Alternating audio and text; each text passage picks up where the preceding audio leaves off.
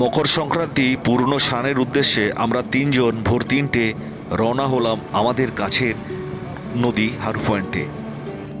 রাস্তা তখনও কুয়াশা আর ঠান্ডায় মোড়া। নদীঘাটের কাছে এসে দেখি অবাক কাণ্ড, নদীর জল নেই। ভাটার কারণে নদীর জল অনেক দূরে সরে গিয়েছিল। ফলে আর কি করা যায়, অবশেষে কাদার মধ্যে দিয়ে হাঁটতে হলো। এইভাবে নদীর জলের কাছে পৌঁছালাম।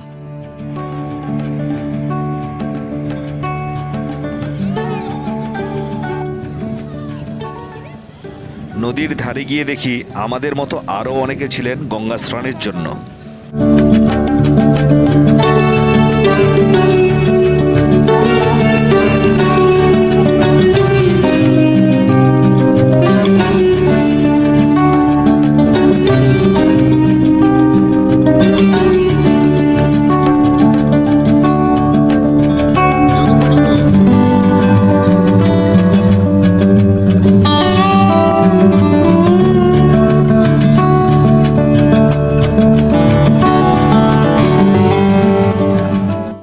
গঙ্গা স্নান সেরে ফেরার পথে গঙ্গার ঘাটে এক স্বেচ্ছাসেবী সংগঠন গরম গরম খিচুড়ি প্রসাদ বিতরণ করছিল।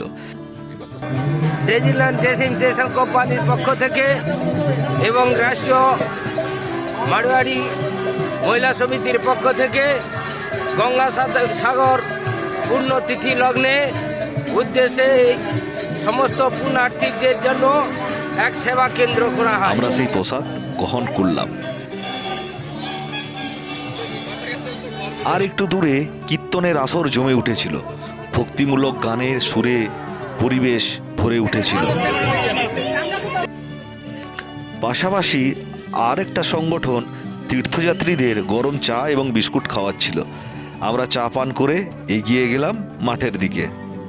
সেখানে গিয়ে দেখলাম গঙ্গা যাওয়ার জন্য তীর্থযাত্রীদের লম্বা লাইন। মেলার উচ্ছ্বাস, মানুষের সমাগম, ভক্তির পরিবেশ আমাদের মন ভরিয়ে দিল। সত্যি এটা একটা আমাদের কাছে চমৎকার অভিজ্ঞতা ছিল।